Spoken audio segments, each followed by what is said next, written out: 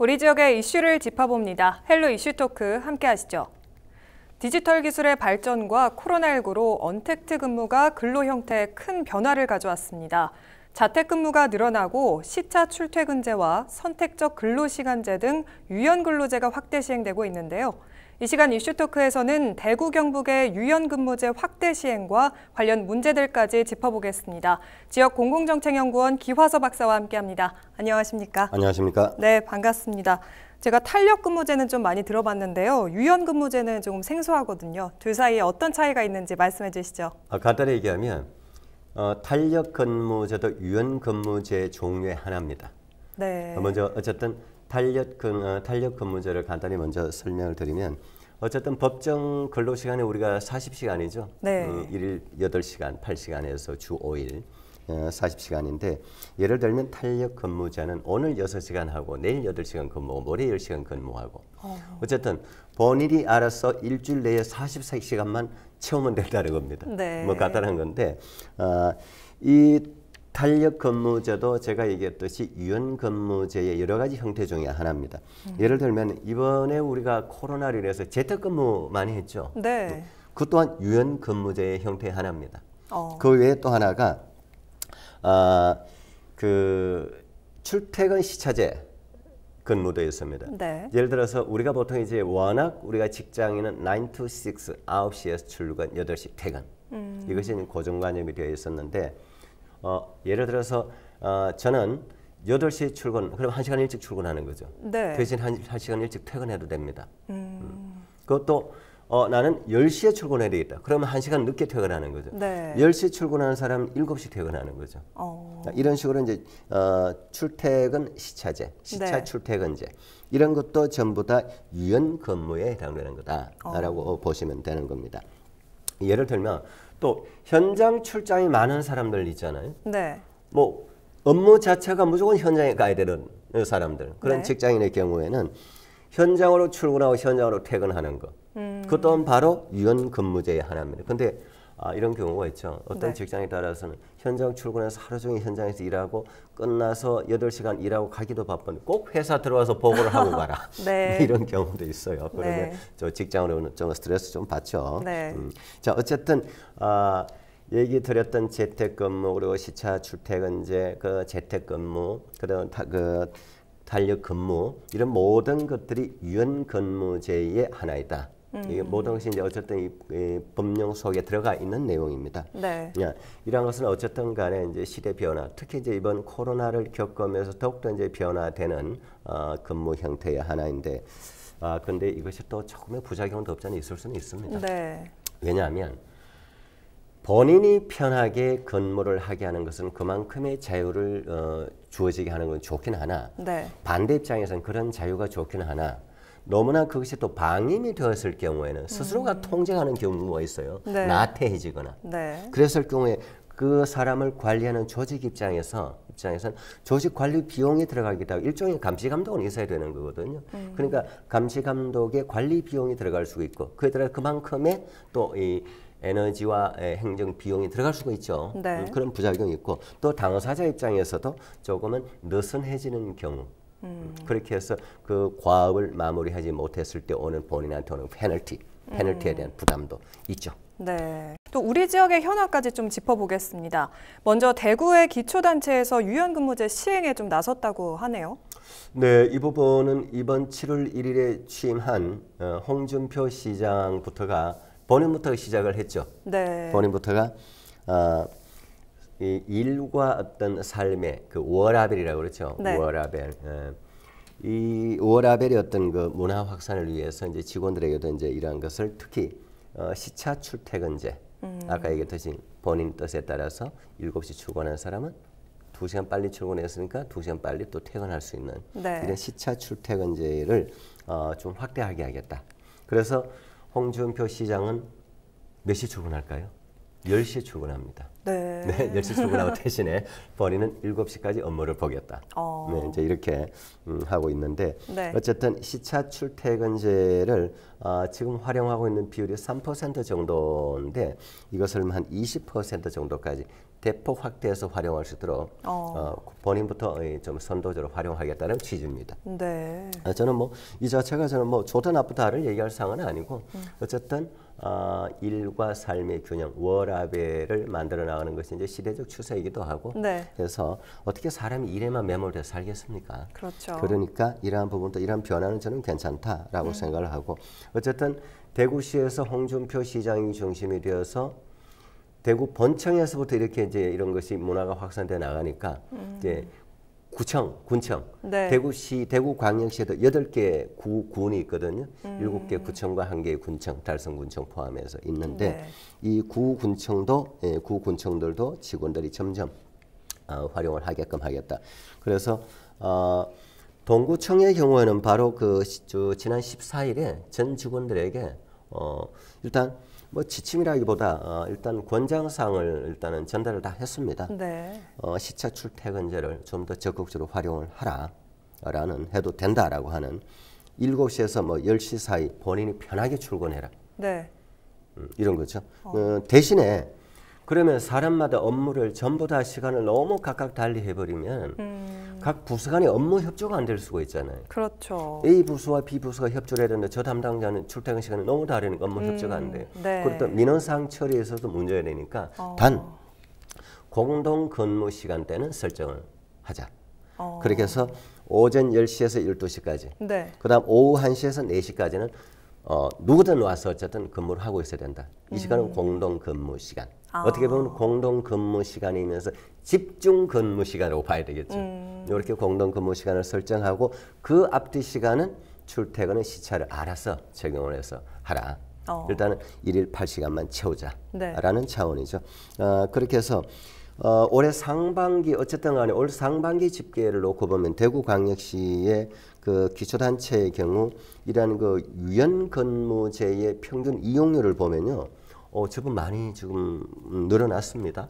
네. 10% 정도 지금 되는데 북구가 14.5%고 남구와 수성구 9.5%. 그 이하는 아직도 뭐 5% 전후인 이 자치단체도 있습니다만 네. 현재 어쨌든 간에 전차적으로 앞으로 이러한 그 유연 근무제는 확산되리라는 생각을 합니다. 일단 대구시는 좀 전반적으로 확대 시행되고 있는 추세네요. 그렇죠. 네. 네.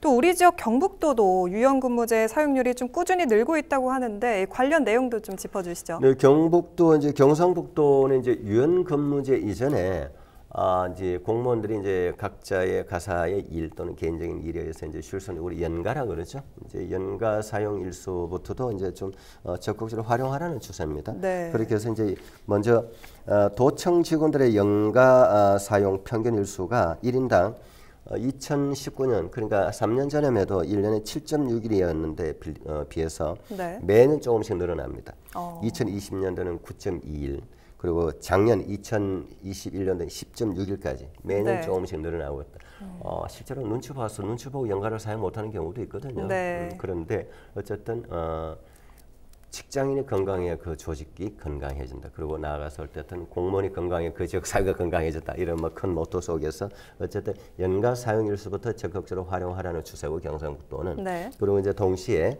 유연 근무제의 경우도 이제 사용하는 그 인원이 많이 늘어나고 있습니다. 이 통계를 잠시 좀 볼까요?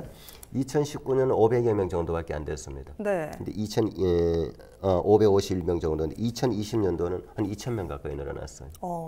그리고 2021년도에는 숫자가 조금 줄긴 했지만은 뭐 1,000명대 이상, 1,200명 가까운 어쨌든 증가세를 보이고 있다는 사실이고 올해 2022년도 1월에서 6월까지 상반기 네. 상반기만 놓고 봐도 1,163명 정도가 사용을 했다라는 겁니다. 지금 올해 이제 2020년 올해 상반기까지 전체 직원 도청 직원의 전체 직원도 2,600여 명 정도 되는데 네. 그 중에서 2,260여 명 정도가 유연 근무제를 활용했기 때문에 퍼센테이지로 86%에 해당하는 거죠. 네. 그러니까 10명 중 8명 정도가 유연 근무제를 이용한 것으로 나타났다는 거죠. 제법 이용하고 있다라는 것으로 보면 됩니다. 여기서 제가 조금 부연 설명을 드리면. 네. 그 유연 근무제의 유형 중에서 이제 여러 가지 있다고 제가 얘기를 드렸잖아요. 네네. 그 시차 출퇴근은 뭐 얘기를 드렸고, 그 다음에 이제 또 이런 것이 있어요. 근무 선택형이 있습니다. 선택적 근무형. 네. 그러니까 어쨌든 주 40시간만 채우면 되니까 본인이 하루 12시간을 집중적으로 일을 하면 3.5일이 나오는 겁니다. 네. 3.5일만 일을 하는 소위 말해서 이제 집약 근무형. 또 앞으로 이제 있을 수 있는 것이고요. 또 이제 재택 근무형.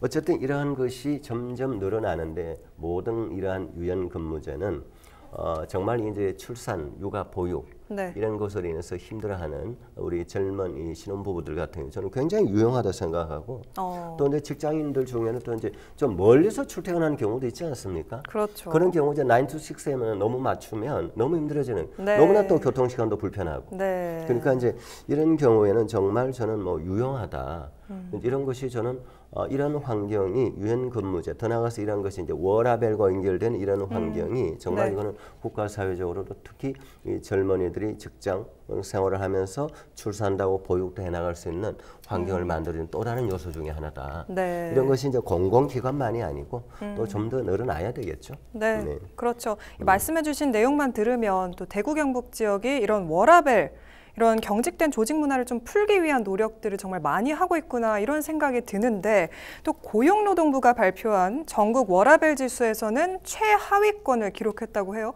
도대체 어떻게 된 상황인지 좀 궁금하네요. 네, 그야말로 이거는 어떻게 보면 수치인데 네. 어쨌든 제가 통계상 쭉 지금 대구와 경북도를 놓고 이제 쭉 점점 변화되고 있는 뭐 좋은 얘기를 했는데 네. 지금 갑자기 수치에서 이제 꼴찌 얘기가 좀 나와야 되는데 그러네요. 이 부분 이렇습니다. 이제 고용노동부가 전국 17개 이제 광역시도 지자체를 네. 대상으로 해서 이런 지수가 있습니다. 일과 생활 균형 지수. 이제 뭐 영어로 표현하면 이제 워라밸 지수인데 네. 이제 이 지수를 100점 만점으로 조사를 해봤더니 경상북도가 17개 이 시도 중에 16위를 차지했다는 겁니다. 그 다음에 이제 대구시는 12위, 네. 12위고 어떻게 보면 뭐 경상북도는 꼴찌고 네. 대구시도 17개 10위니까 12위니까 거의 뭐 후반부 순인데 그러네요. 근데 점수를 놓고 보면은요.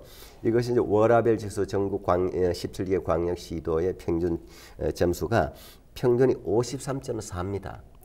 네. 53.4인데 경상북도는 53.4 평균에 많이 못 미치는 47.0이다 보니까 16위를 차지한 거고. 네. 근데 대구광역시는 그나마 평균에 근접한 수치입니다. 51.4. 네. 51.4면 평균이 53.4니까 거의 근접해 있잖아요. 네. 그러나 수치가 0.12 또는 뭐 이런 순으로 좀 매겨졌겠죠. 그러다 보니까 이제 순위로는 12위. 대구광역시는 조금 안타까운 좀 억울한 부분이 그러네요. 없지 않아 있지 않을까 네. 싶긴 합니다.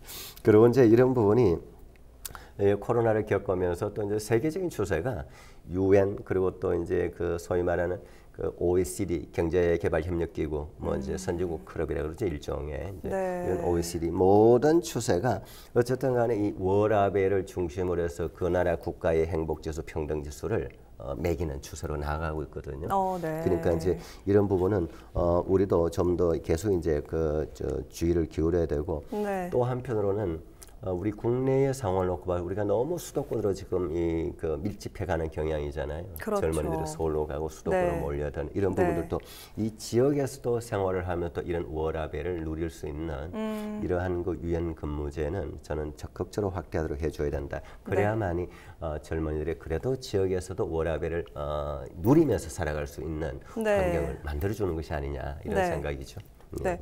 또 그런데 한 가지 문제가 있는데 이 대기업에서는 유연근무제 도입이 늘어나는 한편에 또 중소기업은 현실적으로 좀 도입이 어렵다 이런 말들이 좀 오가거든요. 어렵죠. 왜 그렇죠? 어렵죠. 첫째 이제 그 환경이 열악하잖아요. 이제 네. 그 어쨌든 근무 인원 숫자가 적기 때문에 네. 워라밸을 충족시키다 보면 근무에 어떤 이 부족 시간이 생기게 되고 또 생산에 차질이 생기니까 이런 부분들은 당장 저는 쉽지 않다라는 생각을 합니다. 인원수 자체의 문제.